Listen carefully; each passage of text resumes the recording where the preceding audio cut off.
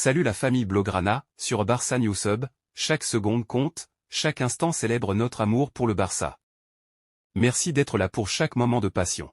Le FC Barcelone respire mieux après une période difficile malgré la victoire étroite en Coupe du Roi cette semaine. Après la défaite contre le Real Madrid en finale de la Supercoupe d'Espagne, l'équipe catalane a rebondi avec un bon résultat en Liga, cette fois-ci contre le Betis, 4-2.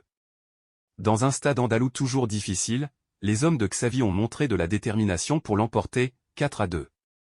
Ferran Torres a brillé avec un doublé, marquant d'abord en première période, 21e, avant d'ajouter un autre but après la pause, 48e.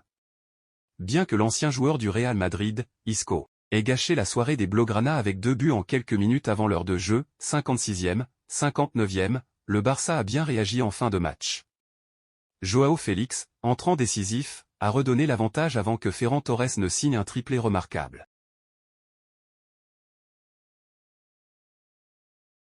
Pau Cubarsí Paredes est peut-être un nom peu familier, à moins que vous ne suiviez de près les nouveaux talents issus de la Masia, l'éminente académie de formation du FC Barcelone.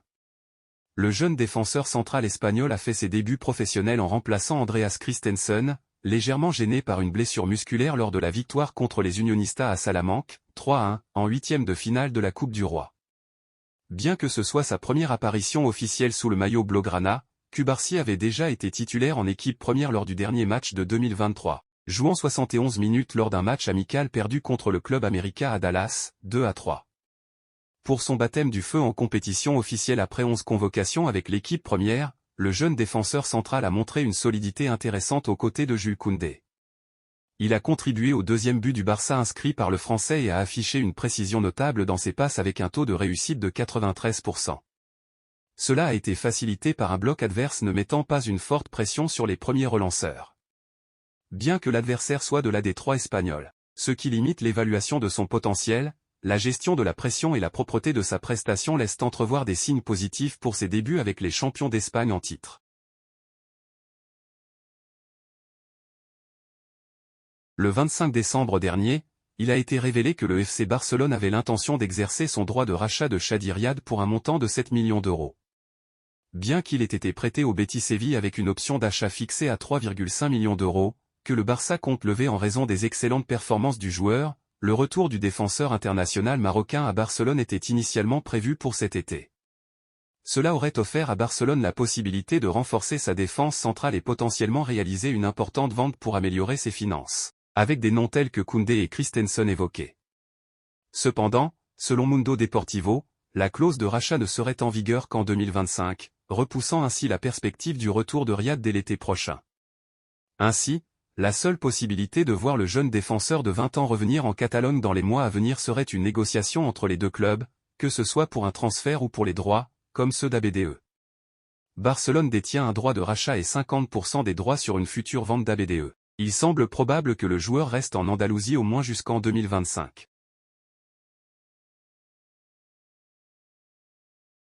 Mardi dernier, José Mourinho a été remercié de son poste d'entraîneur de l'AS Rome et a été repéré à l'aéroport de Barcelone ce dimanche. Bien qu'il ait évité de répondre à un journaliste d'El Chiringuito, il a plaisanté face à une question sur le FC Barcelone. Suite à leur défaite en finale de la Supercoupe d'Espagne contre le Real Madrid, 4-1, dimanche dernier, le FC Barcelone connaît un début de saison en deçà des attentes, accentuant la pression sur Xavi, l'entraîneur Blaugrana. Celui-ci a averti qu'il quitterait son poste s'il ne remportait pas de trophée cette saison.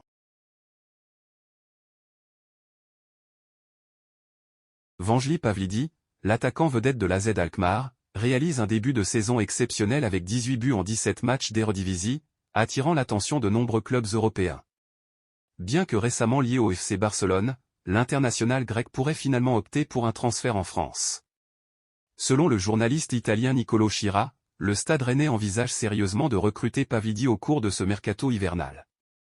Malgré cela, l'AZ Alkmaar a fixé le prix de son joueur à 20 millions d'euros, avec des bonus supplémentaires. À 25 ans et sous contrat jusqu'en juin 2025, Pavlidis semble ouvert à un transfert, alimentant également les rumeurs le liant au Milan AC. Cette situation suggère une compétition intense pour s'assurer les services de ce buteur redoutable.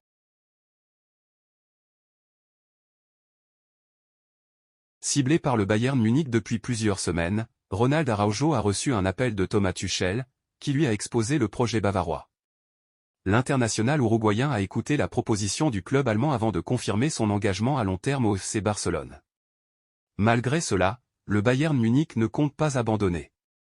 Prêt à offrir environ 80 millions d'euros, le champion de Bundesliga pourrait chercher un terrain d'entente. Selon les informations de fichage, le club allemand envisage de négocier en incluant un joueur dans la transaction. Matthijs de Ligt, Leroy Sané et Joshua Kimmich pourraient être présentés par la direction bavaroise à la fin de la saison pour ajuster le coût du solide défenseur du Barça. Merci d'avoir visionné Barça Newsub. Votre soutien compte énormément. N'oubliez pas de liker, partager et vous abonner pour rester connecté. À bientôt et Visca Barça.